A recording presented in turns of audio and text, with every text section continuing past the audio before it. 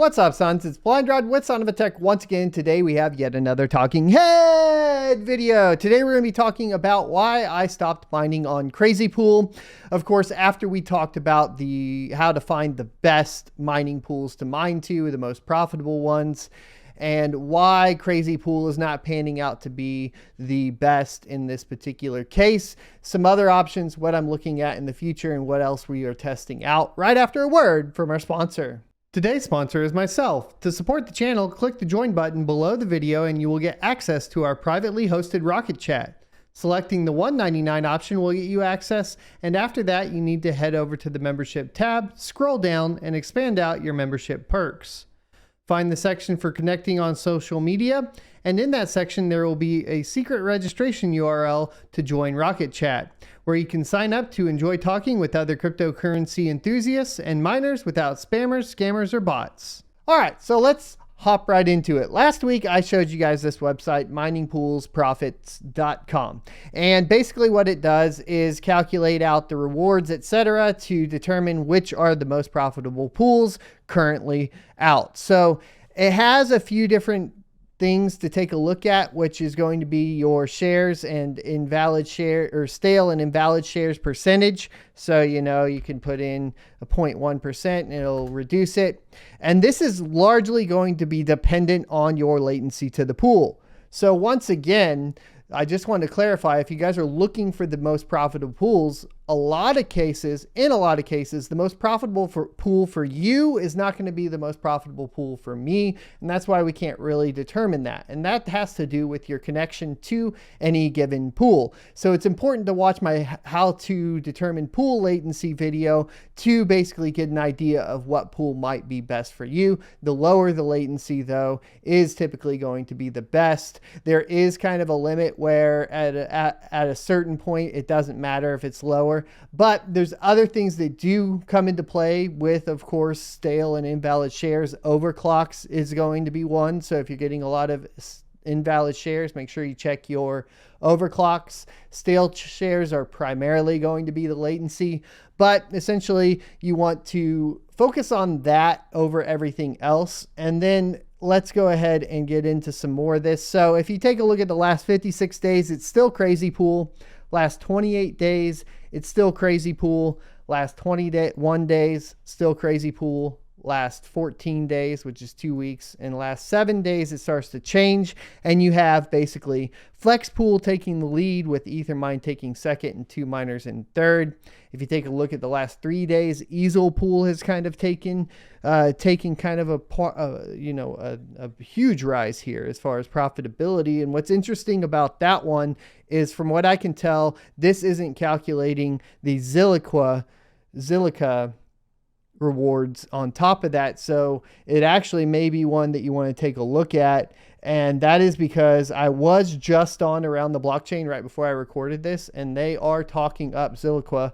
So you may want to go ahead and look at the dual mining. We'll be covering it here on this channel this week to give you guys an idea. Let's move on. The last day is Easel, Crazy Pools in second. So what are the issues with, of course, Crazy Pool that I'm having? And these are actually pretty simple issues that are going on. And I can actually kind of show you guys in our rewards, or actually within our daily hash rate here. So if we pop on over to the pool, what you'll see is that we started mining on the 3rd of September, and we had pretty good invalid share rate, not anything too high and all of that. So we were doing okay, but you can see here that I had 3.65 gigahash the first day, 3.55 gigahash the second day, 3.58 gigahash, and so on. And the thing that was actually happening here is that we had an issue with NB Miner, and NB Miner would not connect to the pool. This was later resolved, and I figured out that with a NB Miner, you needed to add the NiceHash protocol to the URL in HiveOS to get it functioning properly. What's very odd about Crazy Pool is each individual miner uses basically a different protocol. And so if you are looking at T-Rex Miner, it was something like Stratum 2, and then obviously NB Miner was like your NiceHash, and then Team Red Miner was just your typical proxy. And so it was very difficult to figure out each individual miner, how it needed to connect. Anyways, we got it figured out and we thought everything was going good. You can see here that we had like 1, 2, 3, 4 days in a row. They were sitting right at that 4 gigahash a second. And then boom, on the 12th, they all dropped off again. And these were NB miner and then T-Rex and then one Team Red miner. And so I have 8 Team Red miners all on the same flight path, but one fell off and wouldn't connect to the pool. Now, to give you guys an idea of my infrastructure at this point, we are running off of a hotspot. What does a hotspot mean as far as running off of it? It means that each miner has an individual IP, essentially a public IP. So there could be a case here for saying that they banned like a particular IP that the hotspot was giving out, or something along those lines. Most of the time, the errors were basically wrong username, which didn't make any sense because it was using the same flight path as the other miners. Or in the case of T-Rex, it said that there may be a possible virus on the system, which was an extra odd one. And we'll probably be digging into that a little bit later. But if I switched the pools, the problem went away. And my problem here at this point is that I can't be sitting around babysitting miners connecting to a particular pool because the pool has some weird configuration problem on their end. And their support is pretty lacking and they don't take criticism very well from what I can see. So it's really hard to get any changes to be able to help support the pool in place. And that's kind of why at this point I've moved off of Crazy Pool, because I don't think that these particular issues will necessarily be resolved. And let me explain why I think it's a pool configuration issue. I think it's a pool configuration issue because of the various protocols that each individual miner requires. Whereas if I just go to Ethermine or wherever else, it's always the stratum plus TCP and then the : / and then you're good to go.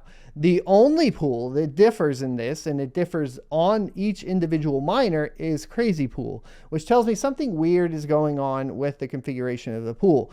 Typically, you would have, if you're sending individual miners in, the stratum plus the TCP, and then that would be on one individual port like 3333. And then if you had a whole bunch of hash power coming from something like NiceHash or a very large farm, you'll typically have another protocol that would have a separate port. But in this case, like I said, the extra odd thing here is that it would be the same port. So it's still like 3333.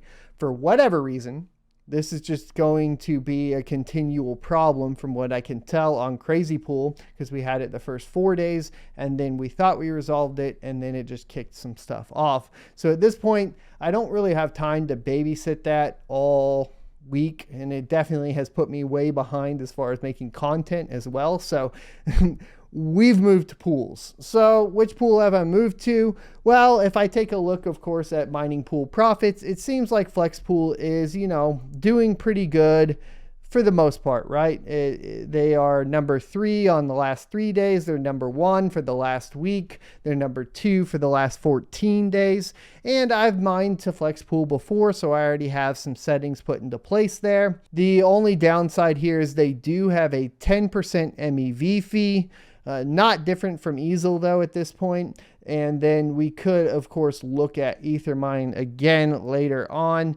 But at this point, like I said, we're just going to go ahead, try FlexPool, everything connected to it, super easy. We'll give you guys an idea once we get further on down the line. As you can see here, we kind of almost have everything up. I think at this point, I'm at 13 rigs and 78 GPUs. I still have probably another 12 GPUs to get online.